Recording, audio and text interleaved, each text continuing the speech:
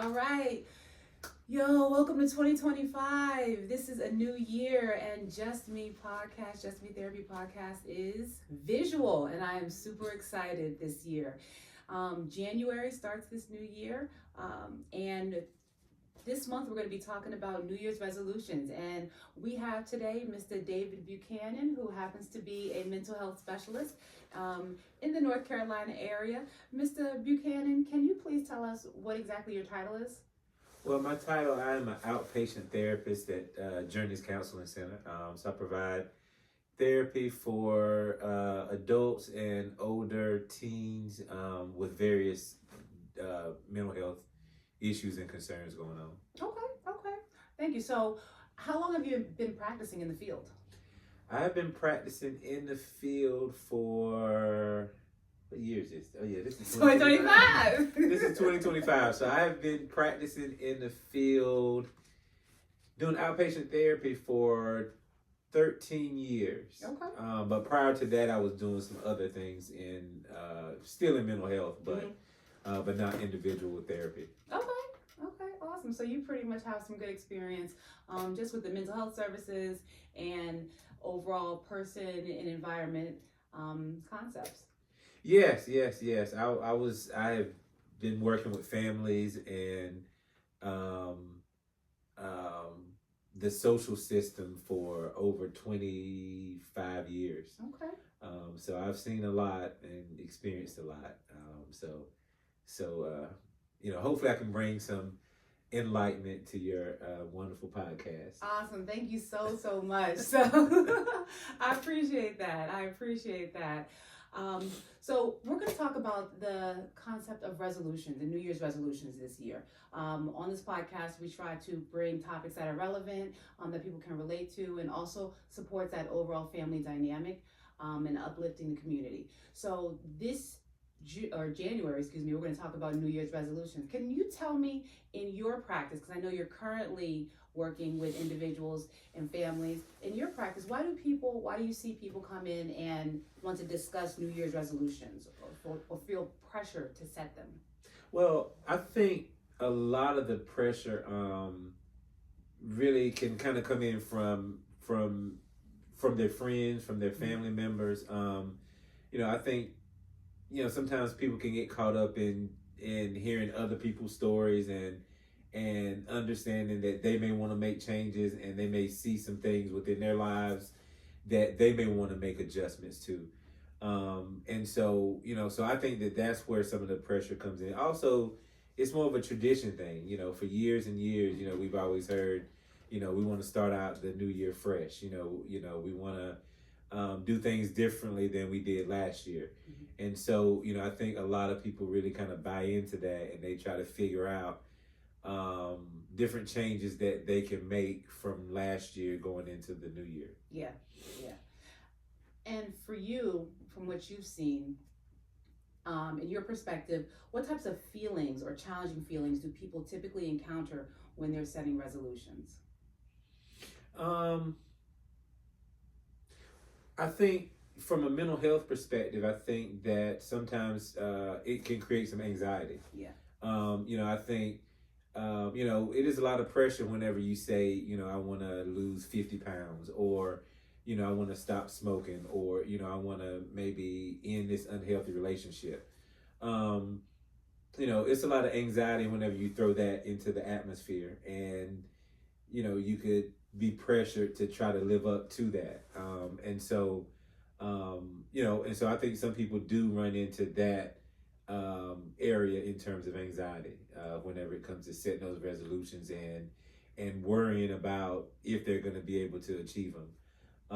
And then, just a sense of failure, people don't necessarily want to fail at something. And so that adds increased pressure to someone that's setting these resolutions. And so that's, kind of goes on with the anxiety also. That's another trigger that is attached to anxiety. And I like how you said that that fear of failure. And even though that concept of fear of failure is not a mental health diagnosis or concern. That idea and that feeling of shame, disappointment, doubt, those feelings are feelings that come up quite frequently when I work with clients as well. So in the outpatient setting. So when we think about that concept of creating resolutions in order to make sure that we're not disappointed, we don't feel guilty, we don't feel anxiety, how does that even work? Is that something that we can do, or how do you work with clients? I think one of the things that I try to do is work with people on setting more manageable goals, because that can help to decrease some of the anxiety. Because if now you're saying, okay, instead of me wanting to lose 50 pounds, okay, I'm going to try to lose 10 pounds. Mm-hmm. And that can instantly kind of bring down some of the pressure, some of the anxiety whenever it comes to setting goals. Mm-hmm. And so I do think finding manageable goals is very important. And then I think the byproduct of that is once a person, well, and again, this is my opinion, once a person achieves a goal, mm-hmm. It brings a sense of accomplishment. It brings, higher self-esteem. And so if you're setting more manageable goals, it's easier for you to hit those targets. Yeah. And so, once you hit that target, it's like, okay, it starts to get addictive. It's like, okay, I want more, I want more, I want Yep. more, I want more. Yep. But if you have these goals so big and so lofty, it's very hard to achieve them. And then that's where the anxiety and the sense of failure and all of those things kind of come into play.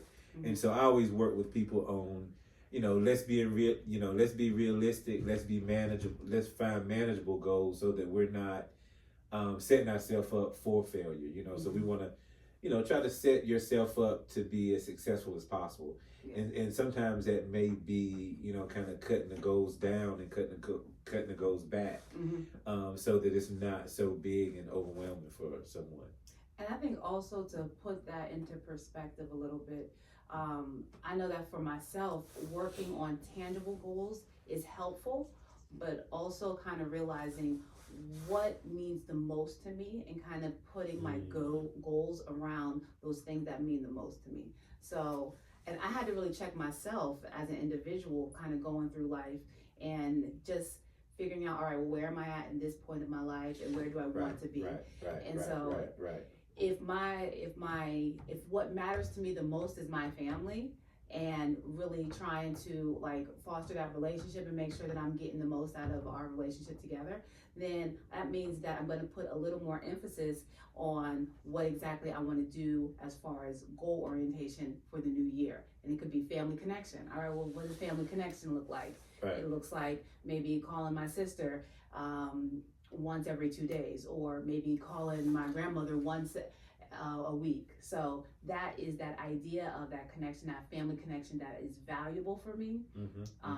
And that kind of helped me create more manageable goals that didn't leave me feeling like I failed when I was like, dang, I didn't contact my mom this week, or I didn't contact my sister in the past 2 weeks.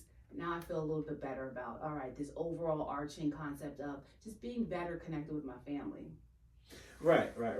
And, that I really thought while you were talking, I really thought about, something else that I try to work with people on as well is knowing yourself. So whenever you're setting these goals, I think a lot of times, like I was saying earlier, I think people, they really listen to other people, and that goal may sound great for that person. Yeah. But is that feasible for your life? Mm-hmm. Is that feasible for everything that you have going on in your world and in your space? It may not be feasible for me to contact my sister every day. Right. But if, we're hanging out and I'm hearing your goals and I'm trying to, attach that to me as well, then that's set myself up, because I know that within my world, her work schedule may not be compatible with my work schedule. We may not be able to connect every day. And so it's really important to make sure that you know yourself and that you identify the the current needs that you need in terms of setting goals and resolutions for yourself for the next year. Yeah. And also being present in where you're currently at, because sometimes again, we may think that we're in another space, but we're here, and we're making resolutions from a space that we used to be at, and not really knowing where we're currently at. And Yes. so all of these things are, different things that I talk with patients about. Making sure that they're in the present, and that they're setting their goals and their resolutions for where they're currently at, not where they were or where they want to be, but where they're currently at. And for an overthinker or an anxious person, that can be very hard because we're constantly looking towards that future and where we're striving to be. Right. Correct. Yeah. And then again, going back to the anxiety, now that's bringing extra pressure. We're overthinking, and then all of these things come in, which doesn't set us up in the best position to achieve that New Year's resolution. Yeah. From your experience, just working with different people over the years, do you think that men and women have different types of resolutions? Well, I don't want to go too far into it. I do think, to a certain degree, that men and women may have different thoughts and concepts about it. Like, for instance, I know a popular one is, people may want to enter into therapy, or, start, talking to a therapist for the new year. In an example like that, sometimes men may be more reluctant for a more professional approach. And whereas, females may, they're typically, through my experience, are more open to, going to someone, talking to someone, working through things, whereas males may not be. So in that regard, for that type of resolution, that's where I see a difference at. But just in terms of, sticking with the resolution and different things like that, I think that that's just on an individual basis. People's their mindset and their mentality about, pushing through obstacles to achieve the goal. I think that's more individually related. But whenever it does come to more, I want to go to therapy to kind of work through some things and to better myself, I do kind of see men are typically more reluctant to do that on a professional level, whereas women are more open to it. Yeah, and that's one of the things we're definitely going to talk about just kind of later on in the month, is how it could be gender specific, it could be gender, not affiliated with gender, but how people show up and where they get their supports and their counseling from, because it doesn't have to be the traditional going to the office. Right, there are so many different avenues now. For the last question, how or can you recommend any type of specific strategies for someone looking to start therapy or counseling as a part of their New Year's resolution? What would you recommend to them? On the fence. Well, I would recommend for them to really examine themselves to see if they're ready for it, because it is a journey, and again, I'm not saying that because I work for journeys, but therapy really is a journey. It's not one of those deals where you can come in for 1 or 2 weeks and think that you can talk and get it all out and be able to move forward. So mentally, you really have to be prepared to go through the process. It could take 6 months, it could take 6 weeks, but again, you have to really mentally prepare for that journey. You have to mentally prepare to be vulnerable. Yeah. Ooh. Before I started, I swore up and down I was vulnerable, and then counseling definitely helped me humble myself. I'm not as vulnerable as I think. Yeah. I mean, because you're really gonna, touch some issues that maybe you don't want to touch, or you're not prepared to touch, or that you hadn't touched in a while. Yep. And so, so you really have to be mentally prepared for that. Also, I think it's, I would encourage people to really know what you're coming to therapy for. I think sometimes, it's a popular thing that you hear now. I'm gonna go and I'm gonna talk to my therapist, but really try to have an idea of what you really want to work on. Now, again, once you start, it may change and it may shift, and you may begin to work and talk about other things, but at least coming in with the idea of some things that you really want to address, and just know that it's not going to be an overnight quick fix, and really being open to it. And one last thing that I will say, and I know you can probably relate to this. Therapy is an honest, safe space. Yeah. So just come in and be truthful. You're not like, you don't have to impress your therapist. You don't have to hold things back. There's been plenty of sessions where, you may work with someone for a period of time, and then 6 months later, things come out. And if it would have came out earlier, you could have began to work on those things. So again, just be open and honest, because it is a safe space for you to really be honest. And that's going to help you in your therapeutic process and through your journey, is being as honest and open with your therapist as possible, so that they can walk with you through this to help you achieve, whatever goal that you're trying to achieve. Okay.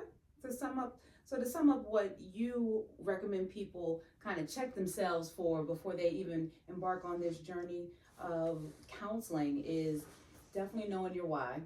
Right, exactly. And even if it's a little murky as to the specifics, have a good concept of the why. Right. Not just, because I gotta work on some things. Yes. And come because you want to come. Don't come because mom is making you come, baby mama making you come, baby daddy making you come. Come because you want to come, because you're going to benefit the most from it, rather than somebody dragging you there. Facts, very much so. Yes. And vulnerability and openness. Yes. Okay, so know your why, vulnerability and openness. Yes, that's it. That is the key. And this is not said a lot, but find the right therapist for you. Don't be afraid to change therapists. Everybody's approach is different. And so, finding the right therapist for you. I think that's going to help you benefit and really help you to gain as much as you can possibly gain through this process, is having the right therapist, whether it's personality wise, or whether it's communicative style, whether it's virtual versus in person, or whatever. Making sure that you find the right one for you, and I think that you're going to benefit the most in that regard also. Yeah, because if you don't feel comfortable with that person, if you don't feel like you're connected with your therapist, yes, then the odds of you taking their recommendations and their advice too hard and really implement those skills that they're asking you to implement. Because to be honest with you, you have to trust your therapist, and your therapist has to trust you so that you can get the most out of it. If you're just going up showing straight face every day,